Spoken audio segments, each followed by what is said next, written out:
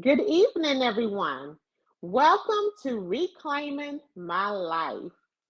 Back in April, my co-authors and we launched our book, Reclaiming My Life.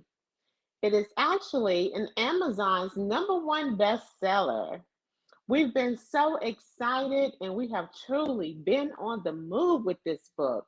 We are here with the podcast. We have a television show, Reclaiming My Life, which you can catch on Preach the Word Worldwide Network every Sunday at 4:30. And we talk about reclaiming. There are so many things that we can reclaim, right? In the book, of course, we're talking about how we had to reclaim our lives from sexual violence, domestic violence, grief. Let me see, it was being heartless, drug addiction, homelessness. But at the end of the day, we ended the book with there is hope. But, we got so many more people out there to say, I had to reclaim my life from relationships, from finances, So tonight we're going to talk about finances, and you can definitely look for some more subjects to come. So, let me talk with some of my co authors tonight and find out how they had to reclaim, if they had to reclaim from any bad financial decisions. Let me start with Miss Tabitha Chansey. Hello, and thank you. Hello. How you doing, beautiful? No complaints. I'm here, baby, and no complaints. You broke the chains from Did being that? heartless, Did that? but I want to find out, did you have to break any other chains? We're talking about finances tonight, making bad financial decisions. Have you ever experienced or was in that hurdle where you're like, why did I do that? Talk to Yes, me. yes, of course. I made a lot of bad decisions money wise. Still make bad decisions money wise. I've never been the budgeter or anything like that. If I see it, I want it, I'm gonna get it. It's just, you know, I just, for one, I have a bad shopping habit. So I think Mm-hmm. that's my downfall. I just actually need to step back a little bit, pause, Mm-hmm. do like a budget planner. I've seen my friends do it and it works well for them. I just need to figure out a pattern for that because Mm-hmm. I'm not the financial advisor for anybody. I am the worst when it comes to spending money. But one thing I am blessed to say, I make sure all bills are covered first. Mm-hmm. So therefore, if I go broke, I can sit home and look crazy in my house broke. So what Okay. you're saying though, Tat, though, you prioritize. Yes, yes. I, Mm-hmm. I make sure I make sure everything is paid. I make sure I do that. Yes. Got you. Got you. Well, let me ask you this, Tat. I hear you saying I love to spend money. I'm gonna get what I want when I want. But Hmm. one thing that I love is you said I make sure all of my bills are paid first. See, sometimes people don't make sure their bills are paid first, so that really puts you in a financial bind. But Yes. when you take care of home first, your business first, you're pretty much okay. So I'm gonna put you on the spot and ask you this. You love to spend, but do you save? I do. Not as much as I should because I can say I make good money. Um, Mm-hmm. let alone my business. So the money that I actually have should be maybe quadruple what I got Mm-hmm. saved. So yes, I make a lot of bad decisions when it comes to money. But I've Mm-hmm. always been a type of person, home come first. I raised my children Yes. the same way. Home come Mm-hmm. first. So I Yes. really, once I pay the bills, I really need to focus on that saving side. Yes. That's my downfall. I need to focus on more of the saving side. Mm-hmm. So Okay. yes. Well, I'm gonna tell you this, Tay. You're doing good. You're doing good. It's good that you acknowledge, I could be saving more. I Yes. could have more. But Yes. what I'm hearing you say is I take care of everything. I prioritize. And you Yes. are saving, but you do spend a lot. So I you're do. doing good. You're doing Yeah. good. I make sure I got enough in there just in case the baby's gone. I got something in Okay. there for him. All Yes. right. All right. That's great. Well, thank you, Tat, for that input. I'm Thank sure that, you. look, some people out there, they can say, yep, that's me, listening to you and how you Right? spend and save. Some are saying, okay, that's me. That's me. I got you. Yes. All That's right. it. So let me go ahead on and bring in Miss Tramika Cooper. Hello. Hi. Hi, beautiful. I'm here. How are How you? How are you? wonderful, wonderful. Great. So, Miss Tramika, I know in the book you wrote about grief and how you had to Mhm. reclaim your life. Let me Yes. ask you, have you Mhm. ever had to reclaim from any bad financial decisions? I have. Early on, when I was early 20s, maybe 25, I wanted to buy my first home and um, made a bad decision. Didn't know what I was doing. Didn't seek no one to help me. So I had this guy to come, call myself buying this house, and what I didn't know that I had what they called a fixed income, where my Mm-hmm. payment would go up maybe like every so often, every couple months, and then after a while, my payment went up to maybe over $1,000 a month, and I could not Mm, afford it at that time. So I ended up losing my home and the land that it was on, and I had to file bankruptcy. I mm-hmm. learned a huge lesson at an early age. So Mm-hmm. yeah, I had to come back from that, but a lot of people, a lot of young people don't understand, about finances as far as bankruptcy, that being on your credit for 7 years. That was a Mm-hmm. hard lesson to learn, at such Right, a exactly. young age, so yeah, that was a hard blow for me, Yes. so yeah. And let me say this, Tramika, because I know, you're from North Carolina and we lived in that Mhm. same small little town where there was no stoplight. So when you're Yes. talking Right. about $1,000 a month in that area, for those that don't know, that was a Right. lot of money. Where we Uh, lived, that was a lot of money. Yes. Yes. yes, So ma'am. you definitely had Yes, to ma'am. reclaim. Yes. Yes. Indeed, Yes. indeed. How, how did Yes, you go ma'am. about reclaiming? Well, I had to start back renting, which I didn't want to do that. But I Mhm, had to, like the lady said on TikTok, and I had to crawl before I ball. I had mhm, to rent, go back to a smaller amount and save up before I could buy something else. So I had to do what I mhm. had to do because I had kids, I had a family. Right, So I rather do right. that than, and that bankruptcy was on my credit. So I had to rebuild Mhm. my credit, So hey, I had to do what I had to do. a Well, you thousand said the dollars. key words there. Yes, you said the key words just now. You said you Mhm. saved up and you Yeah, bought again. You yeah, go, girl. yeah. You reclaimed. Yes, You yes. I reclaimed. reclaimed. Yes, Yes, I love it. You saved up. You didn't give up. You saved no, up and you bought right, again. right, That's all right, right. Thank you so right. much, Tramika. Yes, you. Yes. You're welcome. All right. Let's go ahead on and bring on Miss Joanne. Hi, beautiful. Hello, beautiful you.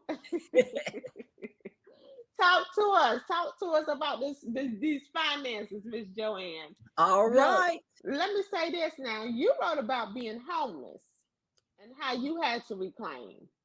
So I know that you were in a financial bind. How did you Oh, reclaim? how did I reclaim? You know what? Let me tell you what happened before the homeless. Okay. Before the homeless, I made a bad financial decision in a housing issue. Mm, Instead of investigating, I was just yes on everything. Instead of thinking, I was yes this, yes that. And it's okay. But it wasn't okay. And see, a lot of that mistakes that I was making that brought about some homeless too. Mm, So, um, after crushing out and hitting the bottom, and the mistake that I made, I'm gonna tell you, it cost me 2 years of money. mm, It was a hurt. It was my fault, but it was a lesson learned. I learned to think to think through things. And when I was homeless, it taught me to help that financial burden. It taught me to investigate more, to think through more, to get my priorities in order more than just mm-hmm. saying yes. Because I learned that I can't keep up with Mary Jane. I don't know how Mary Jane gets her income. And Mm-hmm. I'm not going to borrow money from Marie to pay back Lily Sue. So I had to learn that. I had to learn that, Mm-hmm. and I learned it hard. I had to learn that I don't have to have 20 pair of jeans. I don't have to Right. have 50 blouses of, like a different color. So I had to learn that because it would bring about depression. It brought me depression. It brought me mental illness. And through when the financial burden came, that decision, it just kept on going until it left me homeless. It seemed like it just went from one thing to the Mm-hmm. next. So I was rock Mm-hmm. bottom, and to come back up and reclaim my life as a chain breaker, Yes, ma'am. I had to think, I had to use this head right here, figure it out, pray, and what to do next, the sensible thing that I needed to do next, instead of saying yes and okay, to just seriously think and do Mm-hmm. what was best Mm-hmm. for me. Do the Yes, right ma'am. thing. Yes. Awesome. Yes, Awesome. yes, Thank yes. you so much, Miss Joanne. You're very much welcome, baby. Yes. I'm going to go ahead on and jump in and talk about myself real quick. And sitting here thinking, I don't think I ever made any bad financial decisions. Um, I always made sure that I wanted to have something, and I just learned that at such a young age. I think just growing up, working in the tobacco fields, so having money when I was 14 or 15 years old, having money, learning how to, spend some, save some. If you spend it all, I don't have any more for you. So, that's what my mother taught me. She was a single mother, so I saw how she provided, I saw how she struggled, so by me watching and learning, I knew some things that I wanted to do or didn't want to do. No, I didn't always have a lot of money or anything like that. So, even when I worked for the Postal Service, there were times when me and my girlfriend, we would actually be like, how much you got left this week? Like Tat said, prioritizing and making sure everything is taken care of. And I might be like, I have $50 left this week. And she'd be like, okay, girl, let's go to the Waffle House and split a meal, but we made sure that our bills were paid, we had gas, and even if we were sharing meals, you know. But of course, as time passed, now you may see me going on vacations and things like that. But I wasn't always able to do those things because I had to take care of home. I had to make sure that everything was taken care of.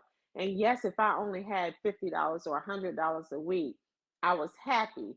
I wasn't stressed out. I wasn't depressed, because I didn't have any worries. My bills were taken care of. My kids had what they needed, and today, I always like to stress how people like to go on vacations. And, they may be like, I'm really spending my last to go on this vacation. And that's just something that we shouldn't do. I like to advise people, if you're going to take a vacation, especially, a costly vacation, that, we would hope that you have saved up, 3 to 6 months worth of bill money. Because, you never know when you're going to have an emergency come up, your air conditioner can go out, you can have a major car repair, things like that, So I always try to make sure that I'm covered. I do try to also advise people as a life coach that when you look at your income and your in what's coming in and what's going out, also always try to make sure, this is just something I like to say because it's what I did as a young person. I have three envelopes. This is my bill money. This is my savings, and this is my spending. And once you spend it, it's gone. You know, don't touch your savings. That's how you know for sure you can save. Set your goal. You know, if you say I want to save $5,000 or $10,000 before I take a trip, reward yourself. You know, so those are just some of the few things that I do and have done, even as a young person, being in my early 20s. Everybody don't pay tithes, but I make sure that I do pay my tithes. I try to be faithful to God because He's so faithful to me. I try to be a blessing and help other people, you know, in my ministries because, you know, the more we give, the more He gives to us. You know, we can't beat God's giving. So those are just a few things. And now I've been in a couple of marriages now, and they made some bad financial decisions. And you know, we're supposed to be one, but you know, I try and be smart. And while they're making those bad financial decisions, to the married couples out there, you know that if you in that kind of a marriage, I'm not in that kind of marriage anymore. Um, be putting that money to the side. They ain't got to know what you're doing. Anyway, let me go to the next co-author. All right, I'm gonna bring on Miss Ursula Jones. Hello. Hey, hey girl, hey. Hey. Yes, girl. Tell us, Ursula, you know, you talked about how you reclaimed your life from drug addiction. hmm Have you ever had to reclaim from making any bad financial decisions? Yes, actually, when I got laid off in 2019, I was working at a construction job, and working in construction, I was making a good money, real good money. So when I got laid off in 2019, I wanted to start my own cleaning business, and with me starting my own cleaning business, it wasn't like it was a big drop for me because I was always used to a paycheck and always knew Mm-hmm. what my paycheck was going to be. So I had my paycheck, I had life insurance, I had money saved in the bank. You know, I could do what I want to, go where I want Mm-hmm. to, buy what I want to, and I was so used to doing everything that I want to. So when I started my own business, it was a drop. You know, I was still Mm-hmm. trying to be like I'm a Jones, but I was still trying to be like the Jones and still is up to the day. So I haven't reclaimed that yet, but I'm just saying, I was just used to a different lifestyle when Mm-hmm. I was getting a paycheck because I was making good money. And when you own Mm-hmm. your own business, a lot of people don't let you know the downfalls of being an entrepreneur and having your own business. I got a small cleaning business. And so when I first started out, it was a lot of stuff that I didn't know. So I wasn't getting nearly the money that I was making, when I was doing construction. Mm-hmm. So that put me in a drop. I can say that if it wasn't for my backbone, my husband, my best friend, if it wasn't for him, I don't know what I'd be doing. I'd probably borrow money and all kinds of stuff because Mm-hmm. I don't have it like I had it before.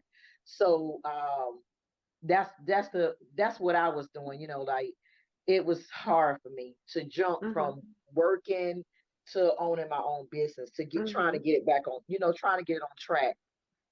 And that's understandable. You know, hmm sometimes it's difficult to transition, you know, when you used to having so much, and, you hmm know, like you hmm said, you know, then you went to being, you know, an entrepreneur, and it hmm takes time to build your business. And you're like, wait a minute, I'm used to just buying this and getting that. Yes, So the transition can be difficult. yes, it is. Okay, well, thank you Yeah. so much, Ursula. And I hear you saying you haven't reclaimed, but you're trying to reclaim. Yes, because I'm still trying to get what I want. I need, And hey, you're I need to be spoiled. working You more. still I need are. to be having a part-time job or something. So I'm not gonna even lie. I be in a struggle. Like I said, if it weren't for my backbone, my husband, a lot of stuff I wouldn't be able to do, participate. If I'm just gonna say if I was single, it'd be a whole lot different. By Yes. me and him together, or whatever. Sometimes you're like, well, okay, I'm gonna help you out, whatever, whatever. But a lot of Mm-hmm. times he'd be like, you got to put that money, away, like you said, for a rainy day. So Right. my Right. husband is more on the one to be the one that's the saver. I'm the spinner and Good. he's the That's saver. good. Well, that's good. You both aren't spenders, so you know Oh you're no, oh okay. no. Yes, He like to you're save. okay. He don't like to spend nothing. Uh-huh. Yeah, so he's the Okay. saver and I'm the spinner. All right. Thank you, Ursula. You're welcome. All right. And now I'm going to bring on Miss Tiffany Tyson. Hello, hello. Hello, beautiful. How you doing? I'm doing wonderful. How are you? I am wonderful. You look good, girl. Thank you, darling. I, I want to ask you, you wrote on There Is Hope Yeah. in the book. You just summed it up for us. At the end of the day, there is hope for everything, whatever we're trying to reclaim.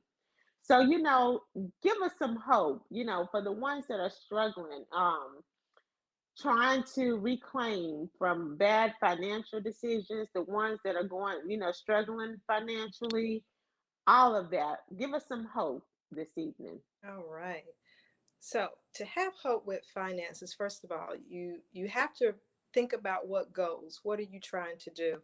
And prioritize, as you said earlier, and your priorities are different whether you're in your 20s, your 30s, your 40s.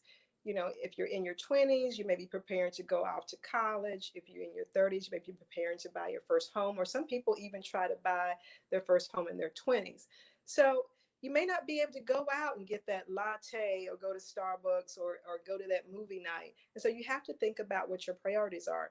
And I remember being 15 years old, my grandmother set me down and she taught me how to budget my money. And she said, in your first job, don't go out and splurge and buy, the latest fashions, or, you still can look nice, look decent, and not go out and spend extra money on buying the latest trends. And so if you're setting goals of buying that first house at the age of 20 or 30, hey, you might have to hold back on buying that brand new car. Sometimes you can go and actually get a car that has been leased, and you can find a deal with that and not have to spend for that brand new car.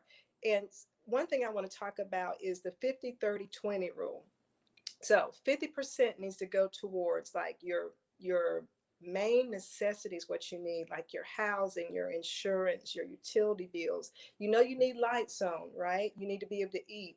And so purchasing and food. And it's okay to go to stores like Lidl's or Aldi's. You don't need to go to the Harris Teeters, and they still have great produce there, and you get them at a discount. And then 30% needs to go towards your wants. Your wants may be, hey, I want to go travel, or I want that meal out.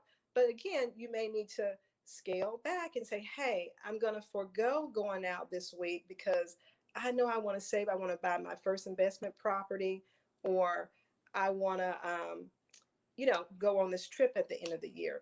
And then 20% needs to go towards savings. When you first get your job, I tell every young person, sign up for that 401k plan. If your company is going to match what you're going to put in, hey, that's free money. So make sure you sign up for that 401k plan so that your company can match what you're participating in. All right. Awesome. Awesome. Thank you so much for that information, Dr. Tyson. You are welcome. All right. So you all have heard it here. Some of us are still reclaiming. We love to splurge. We're all women on here.